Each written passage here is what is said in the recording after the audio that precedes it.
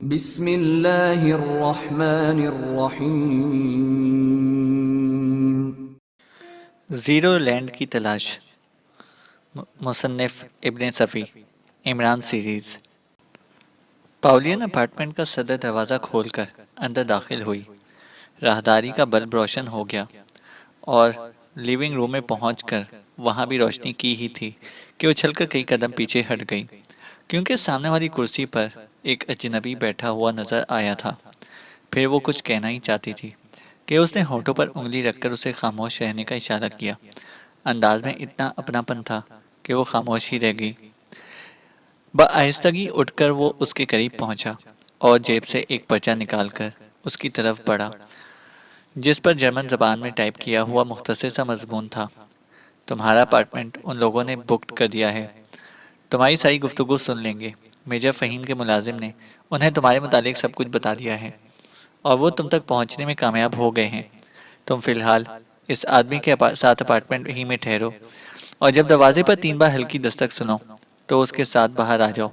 ये तुम्हें महफूज मकाम पर पहुंचा देगा। उससे किसी किस्म की गुफ्तगू करने की ज़रूरत नहीं, बस दस्तक सुनने की मुंतज़िर रहो। किसी किस्म का सामान साथ लेने की ज़रूरत नहीं। यह आदमी अच्छी तरह जानता है कि उसे क्या करना है। पाउलियन ने तवील सांस ली और उस आदमी को बैठ जाने का इशारा किया। यूरोपियन ही मालूम होता था, लेकिन वो उसकी कौमियत का अंदाज़ा न लगा सकी। तहरीरी हिदायत के मुताबिक वो उससे कुछ पूछ भी नहीं सकती थी। खामोशी से बैठ गई और वो भी सर झुकाए बैठा रहा। इसी तरह करीबन पौना घंटा गुजर गया। फिर उसने दरवाजे पर 3 बार हल्की दस्तक सुनी और उसके उठने से पहले ही वो आदमी उठ गया। दोनों बहुत एहतियात से बाहर निकले। अजनबी बहुत ज़्यादा चौकन्ना लग रहा था। वो उसे गाड़ी के करीब लेकर आया और उसका दरवाज़ा खोलकर खड़ा हो गया। वो बैठ गई तो दरवाज़ा बंद किया और घूमकर स्टीयरिंग साइड पर आया। गाड़ी बहुत तेज़ रफ्तारी से रवाना हुई। वो बार बार उसकी तरफ देखने लगी। कुछ पूछना चाहती थी, लेकिन तहरीर की हिदायत के मुताबिक उसे खामोश ही रह जाना पड़ा और वो खुद तो था ही खामोश। फिर पाउलियन ने लापरवाही से शानों को जुम्बिश दी और खिड़की के बाहर देखने लगी।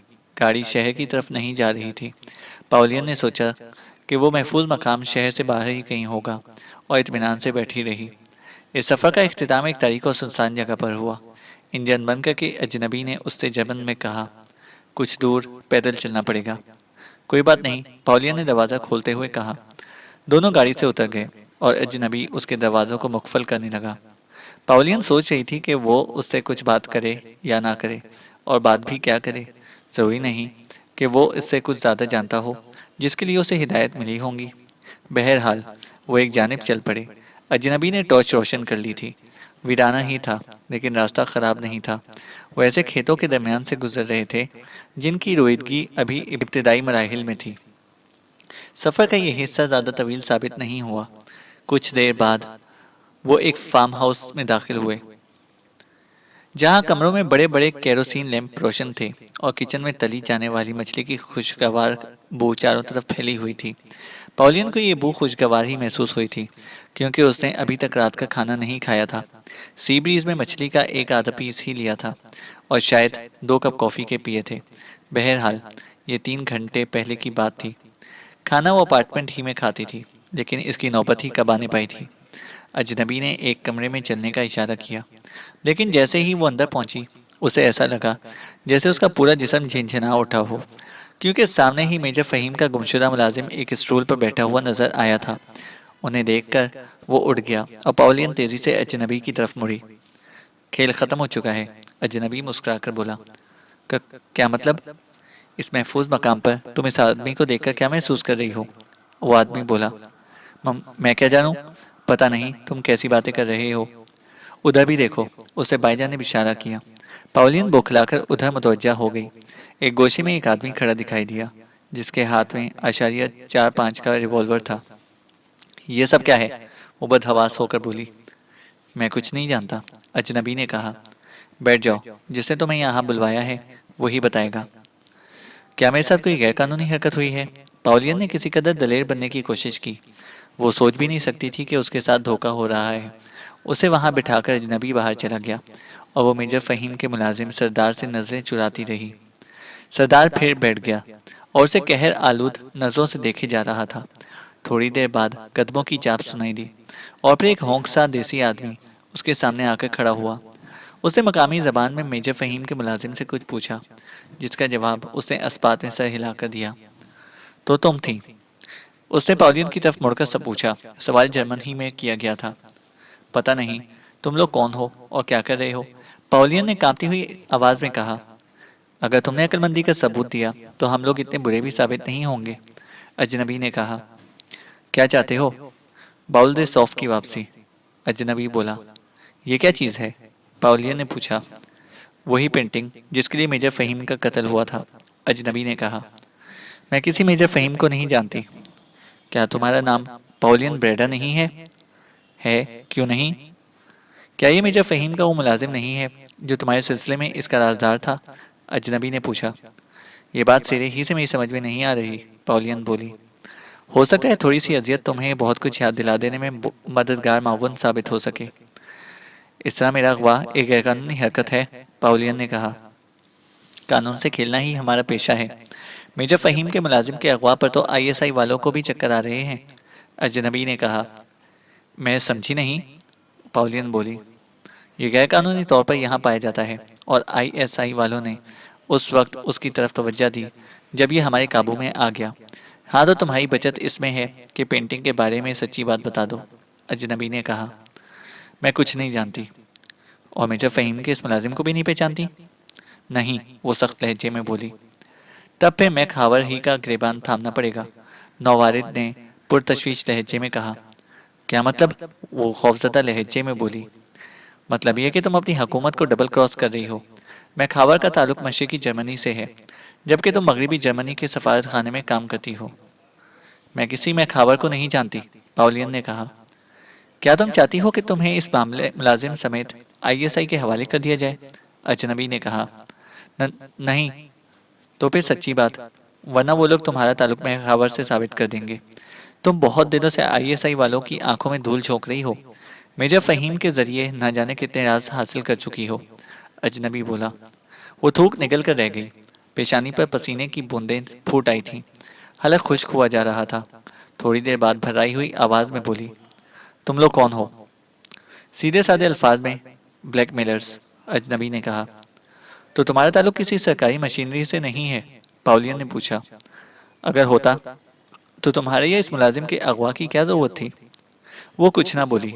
अब ठंडे दिल से मसले पर गौर करना चाहती थी। मुझे कुछ पीने के लिए दो।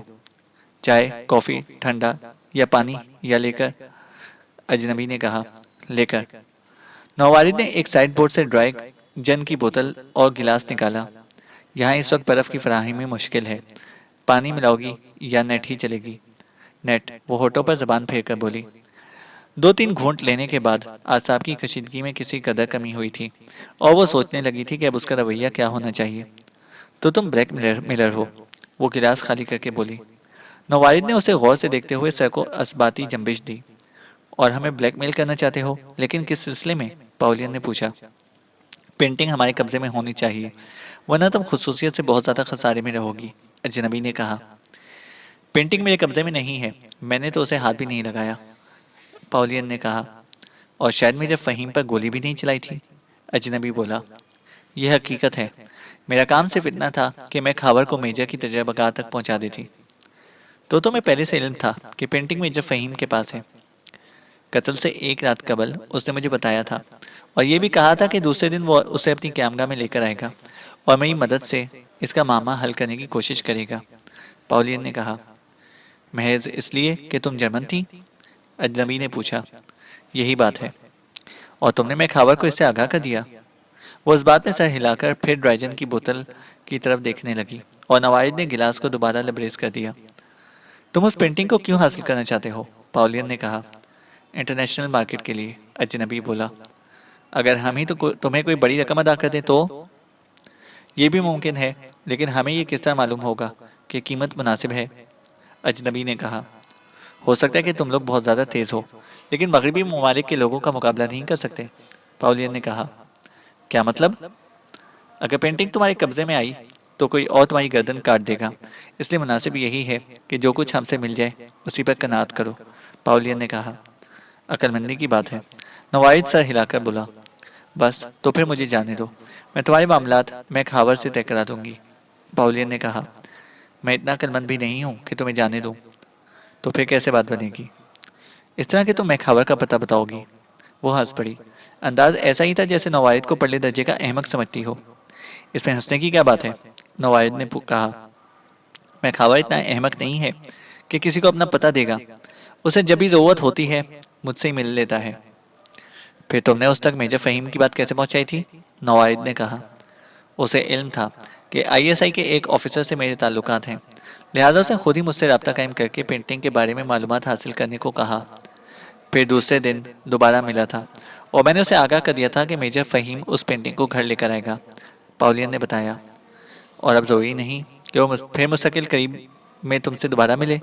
नवाइद ने पूछा। ये भी मुमकिन है, पाउलियन ने कहा। अच्छा, अगर मैं तुम्हें जाने दूं तो तुम किस तरह उसमें रब्ता कायम करोगी? अजनबी ने पूछा। बस मुंतज़िर रहूंगी कि फिर कब मुझसे मिलता है, पाउलियन ने बताया। और इस दौरान में वो पेंटिंग मुल्क से बाहर चली जाएगी? नवाइद बाएं आंख दबाकर मुस्कुराया।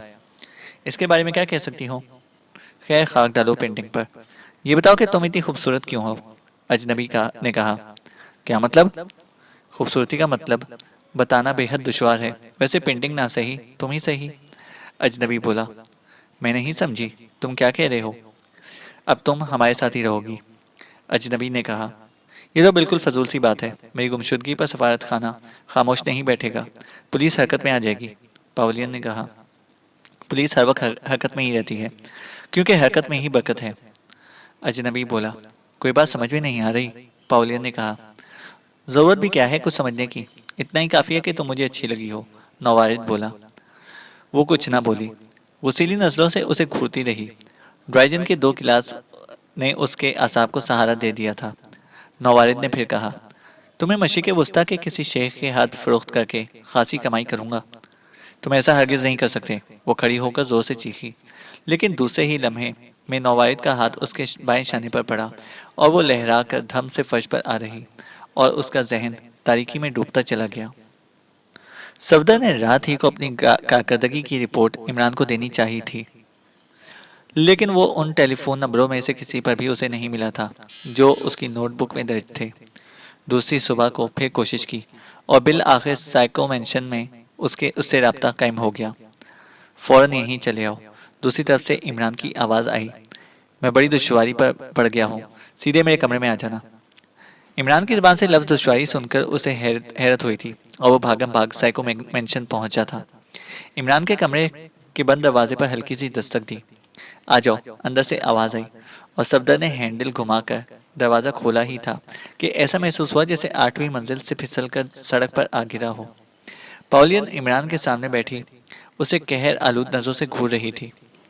बहुत अच्छा हुआ तुम आ गए, अब तुम ही समझाओ, इमरान ने अहमकाना अंदाज में कहा।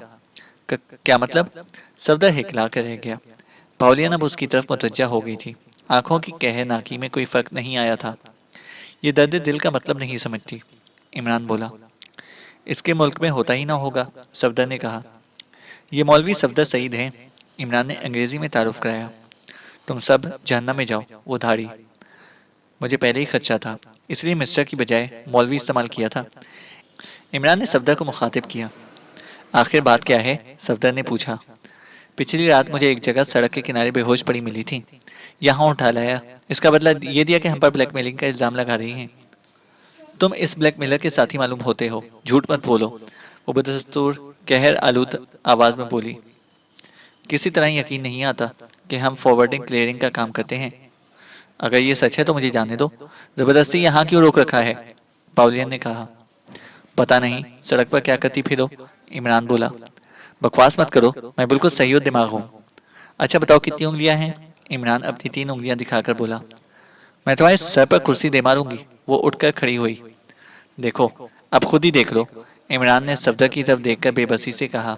सफदर की समझ में नहीं आ रहा था कि उसे क्या कहना चाहिए। पता नहीं किस तरह इमरान के हाथ लग गई थी और अब वो क्या कर रहा था। मैं तुम लोगों के खिलाफ हब्से भेजा का मुकदमा कायम कर दूंगी, वो इमरान को घूंसा दिखाकर बोली। तुम चांद पर चली जाओ मेरी बला से। पता नहीं किन पागलों के हत्थे चढ़ गई हूँ, पाउलियन ने भिन्ना कर कहा। तुम सड़क के किनारे क्यों बेहोश पड़ी हुई थी? इमरान ने पूछा। मेरी मर्जी, पॉलियन बोली। लिहाजा मेरी मर्जी ये है कि अब कुछ दिन यहाँ भी कैंप करो। इमरान बोला। मैं एक सफारत खाने से ताल्लुक़ रखती हूँ, तुम सब गिरफ्तार कर लिए जाओगे? वो बोली। ये उसी सूरत में मुमकिन होगा जब तुम यहाँ से निकल पाओगी, इमरान ने कहा। आखिर तुम मुझे यहाँ क्यों रोकना चाहते हो? पॉलियन ने कहा। तुमसे दोस्ती करूंगा, अच्छी लगती हो, इमरान बोला। उसके मुंह से मुगल्लज़ात का तूफान उमड़ पड़ा और इमरान बेबसी से सफदर की तरफ देखता रहा।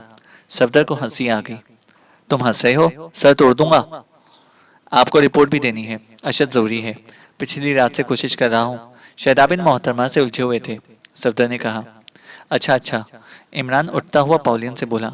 मैं जाकर देखता हूँ, अगर रास्ता साफ हुआ तो तुम्हें यहाँ से निकाल दिया जाएगा। कमरे से निकलकर इमरान ने दरवाज़ा मुकफल करते हुए कहा। तुमने उसके हुस्न की तारीफ की थी, मैंने कहा करीब से क्यों ना देखूं। वाकई तुम बहुत खुशजौक मालूम होते हो। शुक्रिया, लेकिन आप उसका क्या करेंगे? सफदर ने कहा। तुम्हें जेली पसंद है या जैम? इमरान ने पूछा। अपनी बात कीजिए। मसूर की दाल सुलेमानी, इमरान ठंडी सांस लेकर बोला। सफदर उसे अपने कमरे में लेकर आया। पिछली शाम मैंने सीबरी से आपको फ़ोन किया था, उसने कहा। मुझे याद है, इमरान बोला। वो अपनी मेज़ पर तन्हा थी। थोड़ी देर बाद दो मर्द और एक औरत उसके शरीक हो गए। फिर एक औरत और एक मर्द चले गए। दूसरा मर्द वहीं बैठा रहा। उन दोनों के दरमियान मेजर फ़हीम की गुमशुदा मुलाजिम की मुतालिक गुफ्तगू हुई थी। गुफ्तगू से अंदाज़ा होता था कि मर्द उसे कत्ल कर देने के लिए तलाश कर रहा है। बस फिर मैंने पावलियन का ताकुब तर्क करके उसका ताकुब शुरू कर दिया, सफदर ने कहा। बहुत अच्छे जा रहे हो, इमरान बोला। वो वहां से इंटरकॉन के कमरा नंबर 111 में गया था। वहां से निकला तो एक आदमी और उसके साथ था। और आपको ये सुनकर खुशी होगी कि उस दूसरे आदमी की नाक का बायां नथना शकाबदार था, इमरान जल्दी से बोला। जी हाँ। अच्छा, तो फिर ये कि मैंने तमाम तवज्जो उसी आदमी की तरफ मबजूल कर दी, क्योंकि आपने उससे मुतालिक मुझे खुसूसी हिदायत दी थी, सफदर ने कहा। जी, खुश कर दिया तुमने, शाबाश, आगे चलो, इमरान बोला। उन दोनों ने रात का खाना रियाल्टो में खाया। उसके बाद दूसरा आदमी फिर इंटरकॉन ही वापस आ गया। वो कमरा नंबर 111 में मुकीम है, सफदर बोला। और तुम यहाँ बैठे हुए हो, इमरान ने कहा। फिक्र ना कीजिए, उसके बाद से उस पर नज़र हटा लेना अक्लमंदी ना होती, लिहाजा अब नौमानी उसकी देखभाल कर रहा है, सफदर ने बताया। अच्छा, तो सुनो, अब उसकी निगरानी इस तरह होनी चाहिए कि उसे निगरानी का शुबा हो जाए, इमरान बोला। मैं समझा नहीं, सफदर ने कहा। मैं उस पर निगरानी का रद्देअमल देखना चाहता हूँ, इमरान ने कुछ सोचते हुए कहा। उसका बेहतरीन तरीका ये होगा कि तुम अपनी फौजी वर्दी निकालो और उसे पहनकर उसकी निगरानी करो। यानी उसके कमरे के सामने अपनी वर्दी पहनकर इस तरह जम जाओ जैसे तुम्हें खुसूसियत से उस पर मुतय्यन किया गया हो। क्या वो कोई बहुत अहम आदमी है? सफदर ने पूछा। अहम तरीन। इस वक्त पेंटिंग उसी के कब्जे में है और मेजर फहीम का कातिल भी वही है। ओह, तब तो हम उस पर टूट क्यों नहीं पड़ते? सफदर ने कहा। इस तरह शायद पेंटिंग हाथ ना आ सके। बस तुम ठीक 1.5 घंटे बाद वहां पहुंच जाना और मैं इस अरसे में दूसरे इंतजामात करूंगा, इमरान बोला। और ये बेचारी? सफदर ने पूछा। इसे यहीं बंद रहने दो, वापस आकर फिर देख लेना, इमरान एक आंख दबाकर मुस्कुराया। उसने रूम सर्विस की तवज्जो से कमरे में शराब तलब की थी और जब वेटर ने ऑर्डर की तामील के लिए दरवाज़ा खोला तो उसकी नज़र उस फौजी पर पड़ गई जो राहदारी में ऐन इसके कमरे के दरवाजे के सामने खड़ा था। वेटर शराब की ट्रे मेज पर रखकर चला गया। उसकी आंखों में गहरी तशवीश के आसार नजर आने लगे थे। वो कुछ देर तक साकित और सामित बैठा रहा, फिर उठकर दरवाजे की तरफ बढ़ा और फर्श पर घुटनों के बल बैठकर कुफल के सुराग से आंख लगा दी। फौजी साफ नजर आ रहा था और उसकी नज़र उसके कमरे के दरवाजे पर ही थी। तवील सांस लेकर वो उठ गया। कम से कम उसके लिए बड़ी अजीब बात थी। तसव्वुर भी नहीं कर सकता था कि कोई उस तक पहुंच सकेगा, लेकिन ये लोग बिल्कुल घामड़ ही मालूम होते हैं। उसने सोचा, निगरानी ही करा रहे थे तो सादा लिबास वालों को इस्तेमाल किया होता। यहाँ की आईएसआई नाकारा लोगों पर मुश्तमिल मालूम होती है। बहरहाल अब उसे कुछ करना चाहिए। थोड़ी देर तक शराब और तंबाकू से शुगल करता रहा। उसके बाद फिर कुफल के सुराग से राहदारी में झांकने लगा। फौजी अब भी वहीं उसी तरह खड़ा नजर आया। तो इसका ये मतलब हुआ कि उसके गेट जाल फैला दिया गया है। खैर, देखा जाएगा। उसने होटल के टेलीफोन एक्सचेंज से डायरेक्ट लाइन मांगी और फिर किसी के नंबर डायल करके जर्मन में बोला। टॉम फेलर बोल रहा हूँ, फौरन होटल पहुंचो। मेरी गाड़ी शेड नंबर 27 में खड़ी हुई है। देखो कि कोई उसकी निगरानी तो नहीं कर रहा। होटल के करीब के किसी फ़ोन पर मुझसे मेरे कमरे में राब्ता कायम करना, उसने कहा। दूसरी तरफ से जवाब सुनकर रिसीवर क्रेडल पर रख दिया और फिर गिलास में शराब उंडेलने लगा। तकरीबन 10 मिनट बाद फ़ोन की घंटी बजी। उसने रिसीवर उठाया। दूसरी तरफ से आवाज़ आई, शेड नंबर 27 के आसपास कोई ऐसा आदमी नजर नहीं आया जिस पर निगरानी करने वाले का शुबा किया जा सके। राहदारी में ऐन मेरे कमरे के सामने एक फौजी खड़ा हुआ है, लेकिन ठहरो, मैं फिर देख लूं, उसने कहा। रिसीवर मेज पर रख कर दरवाजे के करीब आया और कुफल के सुराख से झांकने लगा, लेकिन फौजी दिखाई ना दिया। उठकर दरवाजे में थोड़ा सा दरा किया और कुछ दूर तक इधर उधर नजर दौड़ाई, लेकिन फौजी का कहीं पता ना था। फिर दरवाजा खोलकर बाहर आ गया। राहदारी एक सिरे से दूसरे सिरे तक सुनसान पड़ी थी। तवील सांस लेकर अंदर वापस आया और रिसीवर उठाकर माउथ पीस में बोला, मेरे कमरे में आ जाओ, लेकिन एक जवानुल उम्र और क्लीन शेव फौजी को ध्यान में रखना। अगर कहीं नजर आ जाए तो फिर कमरे में आने की बजाय वापस जाकर मुझे फोन पर इत्तला देना। और दूसरी सूरत में, पूछा गया। सीधे कमरे में ही चले आना, उसने कहा। करीबन 10 मिनट बाद दरवाजे पर दस्तक हुई। उसने ऊंची आवाज में अंदर की इजाजत दी और एक सफेद फाम आदमी कमरे में दाखिल हुआ। क्या किस्सा है जनाब? उसने पूछा। मेरा ख्याल है कि मेजर फहीम का मुलाजिम उनके हाथ लग गया है। पाउलियन कहाँ है? उसने पूछा। अपने ऑफिस में होगी इस वक्त, नवारिद ने क्लाइव की घड़ी पर नजर डालते हुए कहा। उसे रिंग करो, उसने फोन की तरफ इशारा करके कहा। नवारिद ने एक्सचेंज से लाइन मांगकर नंबर डायल किए, किसी को मुखातिब किया और कुछ देर तक सुनता रहा। फिर रिसीवर क्रेडल पर रखकर उससे बोला, नहीं, वो अभी तक ऑफिस नहीं पहुंची और ना ही इत्तला दी है कि देर से पहुंचेगी।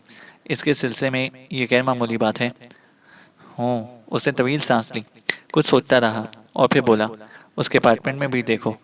नवाइद ने फिर रिसीवर उठाया, कई बार नंबर डायल किए, लेकिन जवाब ना मिला। नहीं जनाब, नवाइद इसकी तरफ देखकर बोला, वो अपार्टमेंट में भी नहीं है। तब तो फिर इसका इम्कान है कि वो भी उनके हाथ लग गई हो, उसने कहा। मेजर फहीम का मुलाजिम सिर्फ उसकी सूरत से आशना था, उसके बारे में कुछ भी नहीं जानता था, आने वाले ने कहा। इन्हें उसका हुलिया तो बता सका होगा, उसने कहा। नवारिद आगे से कुछ ना बोला। थोड़ी देर तक कमरे की फिजा पर बोझल सी खामोशी तारी रही। फिर उसने कहा, मेरा अंदाजा गलत नहीं हो सकता, लेकिन ठहरो। वो हाथ उठाकर रह गया। ऐसा मालूम होता था जैसे किसी नए ख्याल ने उसकी जबान रोक दी हो। क्या पाउलियन को इल्म है कि मैं यहाँ पर मुकीम हूँ? उसने अचानक नवारिद से सवाल किया। नहीं, वो नहीं जानती। तब फिर यहाँ इस फौजी की मौजूदगी का क्या मतलब हो सकता है? मुझे तो कहीं कोई फौजी दिखाई नहीं दिया, नवारिद बोला। ठहरो, उसने कहा और दरवाजे की तरफ बढ़ गया। कुफल के सुराख से फिर झांका। सामने वही फौजी खड़ा दिखाई दिया। पलट कर नवारिद को इशारे से करीब बुलाया और सरगोशी की। देखो, वो पीछे हटाया और नवारिद राहदारी में झांकने लगा और फिर उसके चेहरे पर सरासीमगी के आसार साफ पड़े जा सकते थे। वो उसकी तरफ मुड़कर अहमकाना अंदाज में सर हिलाने लगा। इधर आओ, उसने नवारिद को अपने पीछे आने का इशारा किया और बेडरूम में पहुंचकर एक सूटकेस की तरफ इशारा करके बोला, ये तुम्हारी जिम्मेदारी है। मैं यहाँ से निकल रहा हूँ, वो फौजी मेरा ताकुब करेगा और तुम्हें भी यहाँ से निकल जाने का मौका मिल जाएगा। ये सूटकेस बहिफाजत अपने ठिकाने तक ले जाना और फिर वहीं मेरे मुंतजिर रहना। जब तक मैं ना पहुंचूं, बाहर मत निकलना। बहुत बेहतर जनाब। उसने कोट पहना और कमरे से निकलता चला गया। फौजी की तरफ से अदम तवज्जही का इजहार ऐसे मौके पर लाजमी था। वो आगे बढ़ता चला गया और जब राहदारी के सिरे पर मुड़ने लगा तो उचटती सी नजर फौजी पर डाली, लेकिन वो तो अपनी जगह से हिला भी नहीं। लिफ्ट की तरफ इसलिए नहीं गया था कि जीनों की तरफ मुड़ते वक्त फौजी का रवैया देख सके। क्या वो उसके पीछे नहीं आएगा? अहमक कहीं का। उसके होंठों पर अजीब सी मुस्कुराहट नमदार हुई और वो तेजी से जीने तय करता हुआ नीचे उतरने लगा। ग्राउंड फ्लोर पर पहुंचकर उसने बड़ी एहतियात से अपने गिरदो पेश का जायजा लिया और फिर आगे बढ़ गया। शेड नंबर 27 से अपनी गाड़ी निकाली और ताकुब के खदशे समेत एक जानिब रवाना हो गया। ऐसी सड़कों पर जहां ट्रैफिक की ज्यादती थी, ताकुब का अंदाजा लगाना महाल था। इसलिए फरार की राह मुतय्यन करने से कबल उसने गाड़ी को ऐसे रास्तों पर डालने की कोशिश की जहां वो शुबह को यकीन में बदल सकता। और फिर थोड़ी देर बाद उसे अपनी बुखलाहट पर हंसी आने लगी, क्योंकि उसे अपने ताकुब में कोई गाड़ी दिखाई नहीं दी थी।